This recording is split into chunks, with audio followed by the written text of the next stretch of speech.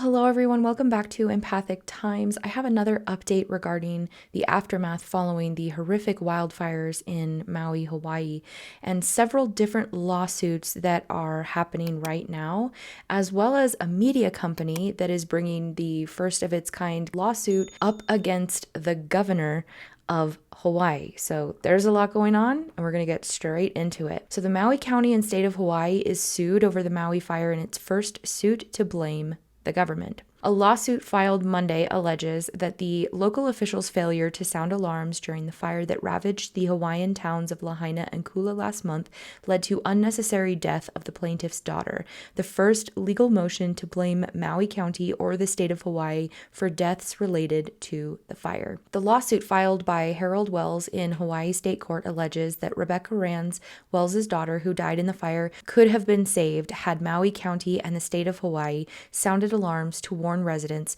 of the fires. Maui County officials said they didn't sound the alarms because they were concerned people would confuse them with tsunami warnings and flee to higher ground where the fire was worse. This is definitely, I think, going to be one of the biggest areas of contention with probably all of the lawsuits that are brought forward, and that is regarding the sounding of the alarms and whether or not they should or should not have. I think for the litigators that are going to be on the prosecution side, we'll just really have to show the evidence that this is listed on the emergency management's website, that they use the alarms for wildfires in addition to tsunamis and some other things. The lawsuit addresses this argument saying such logic cannot stand, arguing that fleeing residents would have clearly seen the flames and smoke. Exactly. The lawsuit also argues that the governmental entities failed to address growing fire risks in Maui by enacting better regulations on electrical infrastructure that started the initial flames or managing the vegetation that spread the fire correctly. It specifically cites a plot of land owned by Maui County that allegedly fed the flames that burned down Rand's home. And that's the individual that is part of this case. The lawsuit also names as a defendant utility company Hawaiian Electric, which has already been sued multiple times and has acknowledged that its downed electric poles started the initial blaze, but refutes that it is responsible for the full fire. So this is one of the first of many different lawsuits that are happening right now. The Maui government has also filed a lawsuit accusing Hawaiian Electric Company of causing the Lahaina wildfires. As I've said in several different videos, the Maui government is going to do everything that they can to obfuscate any level of responsibility, which is why they are going to point as much as they can the finger at Hawaiian Electric, because that is really the only thing that they can do at this point. Maui County filed a lawsuit Thursday against Hawaiian Electric and its subsidiaries, alleging that the utility company's negligence caused the devastating wildfires that burned thousands of acres of land in the state and killed more than 100 people earlier this month. However, if you've watched my last video on the Maui fires, this number has actually been reduced from 100 to now 97 that they are saying are confirmed dead. The lawsuit alleges that the electrical company known as HECO inexcusably kept their power lines energized in early August, despite the fact that the National Weather Service issued a high wind watch and a fire warning. The warnings cautioned that strong winds could knock down the power lines and ignite a fire that would spread quickly due to dry conditions.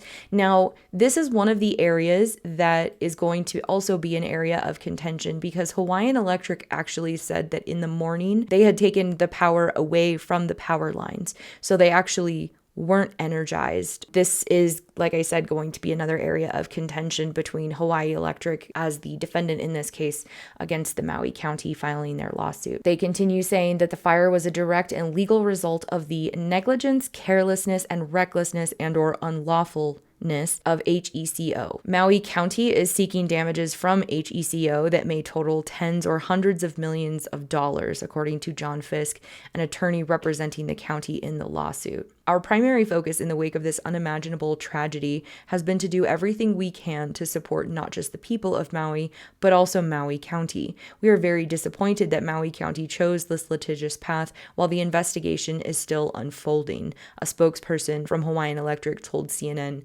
in a statement. I do agree with that. There is a lot that is still up in the air. There's still a lot of questions that need to be answered. And I think, as we've all seen, the fact that we've seen so little transparency from the government to to even just the people of Maui, the people that were affected devastatingly by this fire, it leaves a lot in question. And I think that this is the Maui County trying to obfuscate their responsibility, because they do have a responsibility to the people, but they're wanting to make it all on Hawaiian Electric and not on Maui County, even though it's the emergency coordinators within Maui County that are the ones that should be taking responsibility for this. This is the first time an entity of the Hawaiian government has formally accused the utility company of playing a role in the deadliest U.S. fire in more than a century. HECO is also the subject of a proposed class action lawsuit filed earlier this month that accused the electric company of choosing not to de-energize the power lines after they knew some poles and lines had fallen and were in contact with the vegetation or the ground. And again, this is something that Hawaiian Electric is refuting. They are saying that they did de-energize the power lines. There's a lot of different things that are happening here. No one wants to take any responsibility because this is so devastating.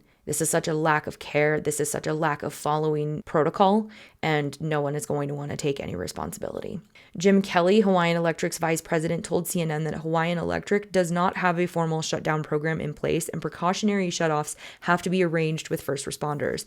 Electricity powers the pumps that provide the water needed for firefighting. This I find a little interesting, just because in the early days of this fire, we were being told that the pumps were not contingent on having electricity, that they were separate, but someone needed to provide access for those pumps to be able to be turned on, and they were being denied even though people were asking because they were trying to get the fires out. I'm going to link that video as well. Hawaiian Electric Company is a for-profit company that serves 95% of Hawaii's customer base and trades on the New York Stock Exchange. So it seems like Hawaiian Electric is very similar to PG&E, Pacific Gas and Electric, in California. And this is probably going to be a similar situation where we're going to spend, years within the legal system litigating this. Is it going to do much for the people that have actually suffered from this? No. And that's part of the issue with our legal system and the way that things work, unfortunately, is all of this is just going to spend a lot of time in and out of court, and things will likely get settled. And the money that Hawaiian Electric is being sued for is going to go to Maui County. But then it's the question of how much of that money is actually going to go to helping the people that were affected by this. This isn't the first time a utility company has been blamed for its alleged role in a powerful wildfire in recent years.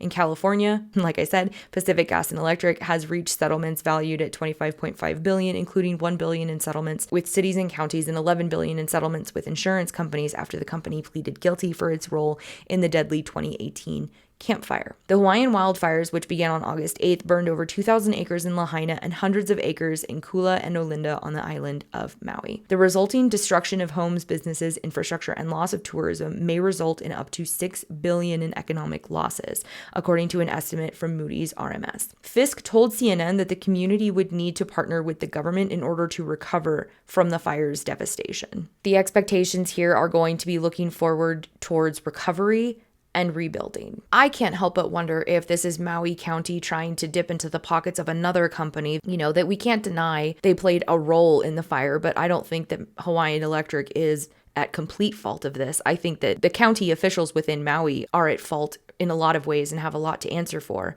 But this feels to me like Maui County wanting to dip into Hawaiian Electric's pocket in order to get money for the county, because the county doesn't want to have to do what they need to do in order to rebuild, in order to help the people. And the fact that Fisk is saying that the community would need to partner with the government in order to recover from the fire's devastation. You see this term? You see these words here? You see these terms being thrown around, partner with the government. This is an area that we already know the locals, the people of Hawaii, are very skeptical of the government and what the government has done over many, many decades to their land. And I don't think a lot of people are going to want to, quote, partner with the government, but that's what I think. I could very well be wrong. As Hawaiian Electric Company faces lawsuits over its alleged role in contributing to the devastating wildfires that swept through Maui this month, the utility also is being accused of compromising evidence in the fire investigation by moving damaged equipment before federal investigators could examine it. Now that's big. As it worked to restore power to the island, Hawaiian Electric moved fallen power poles, power lines, transformers, conductors, and other equipment from near Lahaina substation beginning around August 12th before agents from the Federal Bureau of Alcohol, Tobacco, Firearms, and Explosives, or ATF, arrived on scene, the Post reported, citing court documents, letters, and other records it obtained. Those actions may have violated national guidelines on how utilities should handle and preserve evidence after a wildfire and deprives investigators the opportunity to view any poles or downed lines in an undisturbed condition before or after the fire stated. But this has not been independently confirmed. Hawaiian Electric has been in regular communication with ATF and local authorities and are cooperating to provide them, as well as the attorneys representing people affected by the wildfires, with inventories and access to the removed equipment, which we have carefully photographed, documented, and stored. The ATF's national response team was deployed to Hawaii to help determine the cause of the origin of the deadly August 8th fire, the Bureau said. But before the team arrived, crews had cleared much of the site near the substation off Lahaina Luna Road and moved damaged equipment to a warehouse. Starting August 10th, 2 days after the fire ripped through Lahaina, a law firm representing 24 families asked Hawaiian Electric twice to preserve evidence, the newspaper reported, citing correspondence it obtained.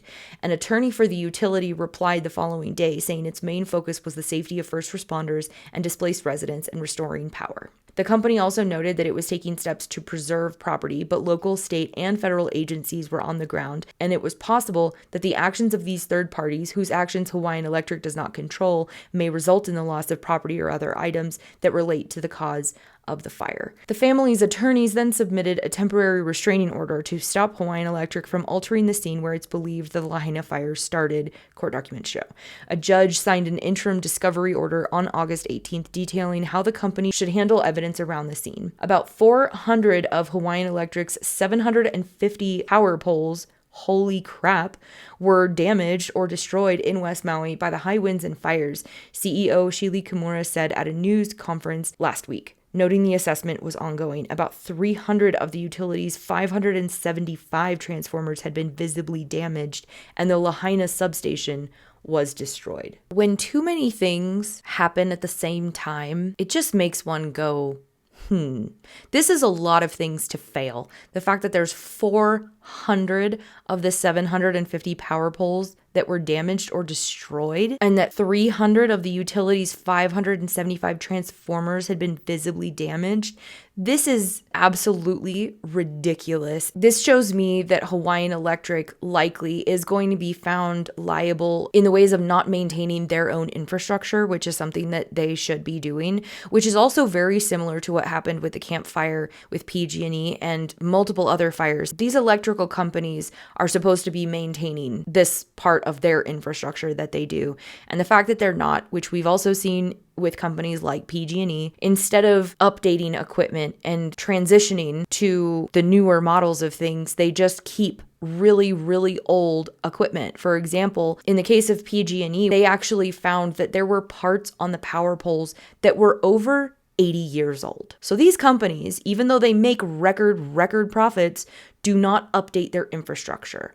Like so many other corporations, all of the gains that these companies make goes up to the executives and the CEOs. They're the ones that benefit and get to bump up their retirement accounts, while the infrastructure that this revenue should be going towards, they have the money to do it, they don't.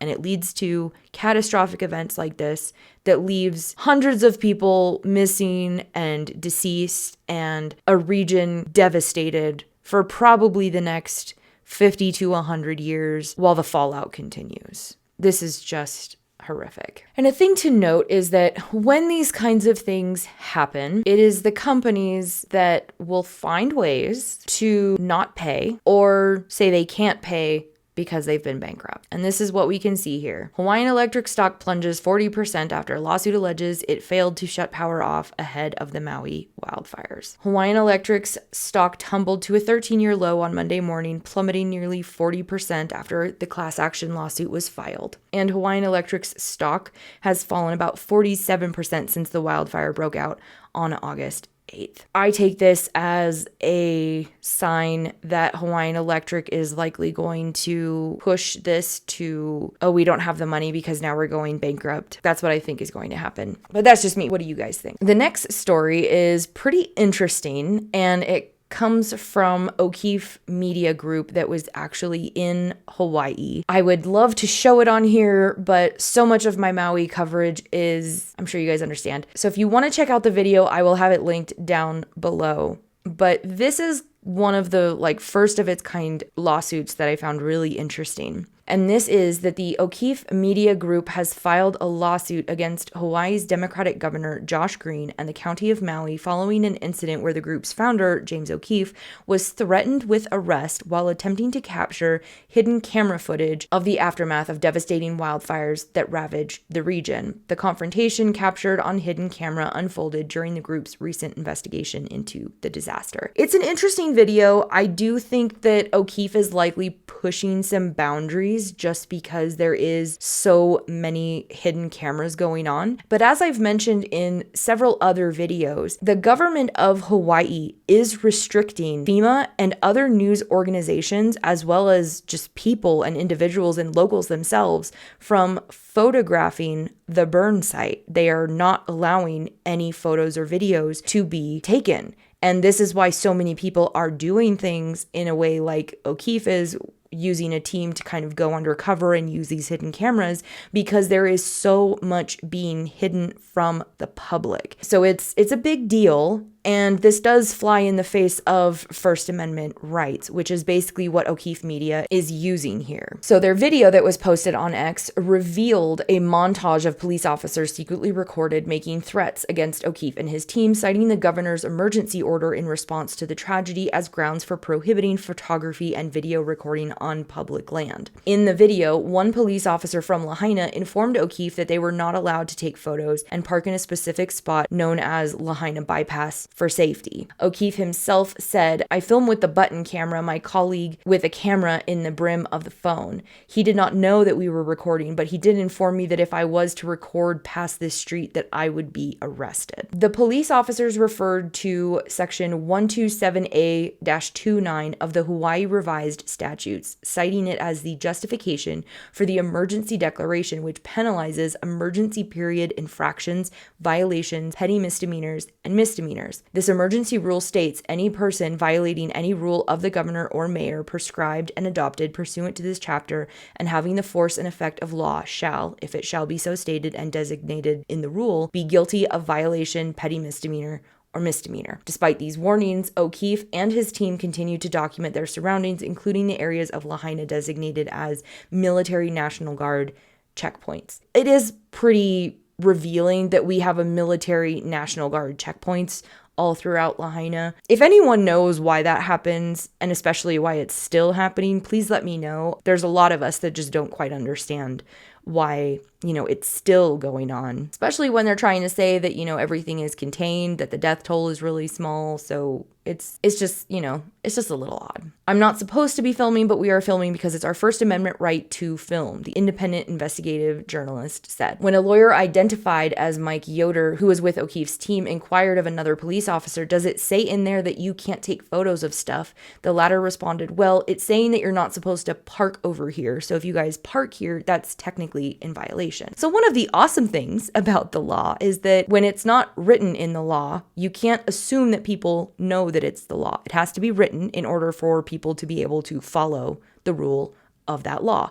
So this is where I think Mike Yoder will be able to argue that you cannot say we can't take photos if it's not specifically delineated within that rule that you cannot take photos. That would be the best argument that I would do if I was in that position. O'Keefe later identified the officer as Officer W. Akua and said he got rather invasive in the vehicle. He was getting a little close for comfort with me. If you guys watch the video, it's true. He does get very, very up close and personal. I was wondering if he was going to detain me. Later in the video, members of the National Guard contradicted the police's stance, affirming that filming was permitted. Hawaii National Guard says Maui police and sheriffs are a-holes who are puffing chests. One guardsman confirmed that many wildfire victims are still unaccounted for, suggesting that most of them may have been cremated. And that's definitely been the thing. They continue to say how high of heat this fire was. Campfire, it was an unprecedented level of heat. Almost every fire following that, especially in California, has been, oh, it's such high heat, it's such high heat.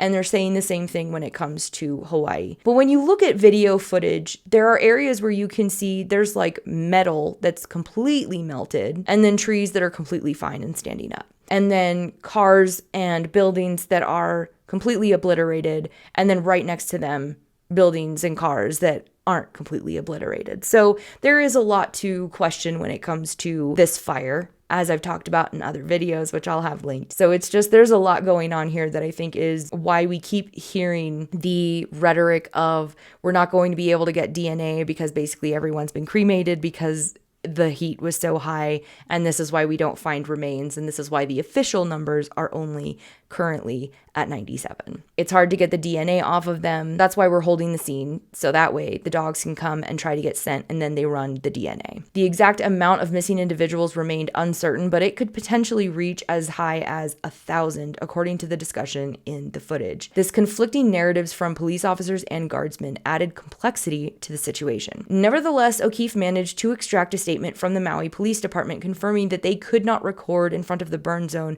because usually that's the perimeter where they shut down. This encounter prompted O'Keefe to file a lawsuit to challenge what he described as the criminalization of protected First Amendment activity and to strip Maui County of its ability to prosecute individuals for exercising their First Amendment rights. The lawsuit was submitted to the U.S. District Court of Hawaii and seeks to prevent the governor from unilaterally criminalizing the fundamental rights of free speech and a free press, to which plaintiffs are guaranteed under both the United States and Hawaii constitutions. This legal action encompasses, in addition to O'Keefe, a plaintiff identified as John Doe who faced charges from Maui County for engaging in constitutionally protected First Amendment activity while reporting on the fires. Maui County Sheriff's Department officials informed John Doe that it was not a law, but rather the emergency proclamations Governor Green had issued regarding the Maui wildfires that made his engagement in constitutionally protected First Amendment activity a crime. The lawsuit argued that the actions taken by law enforcement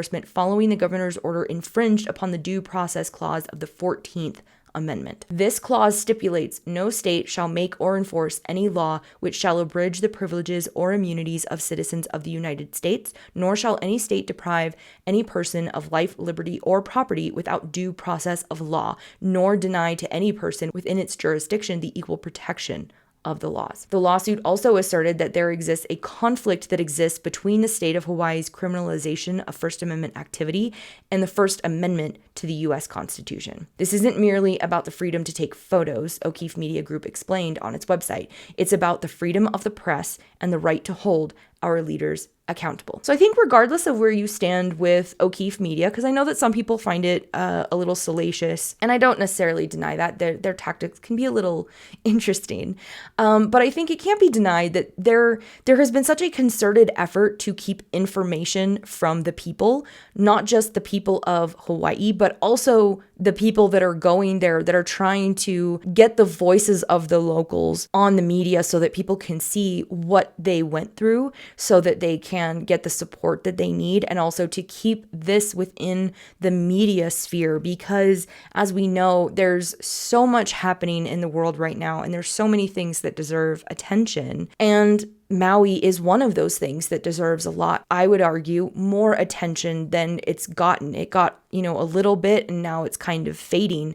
But we can't just let these things go. We need to keep talking about these things, and we need to keep exposing how the Hawaiian government is operating with the press and with the people of Hawaii, because the people of Hawaii deserve answers, and the press has a First Amendment right to question and to gain information on a situation that happened on that soil.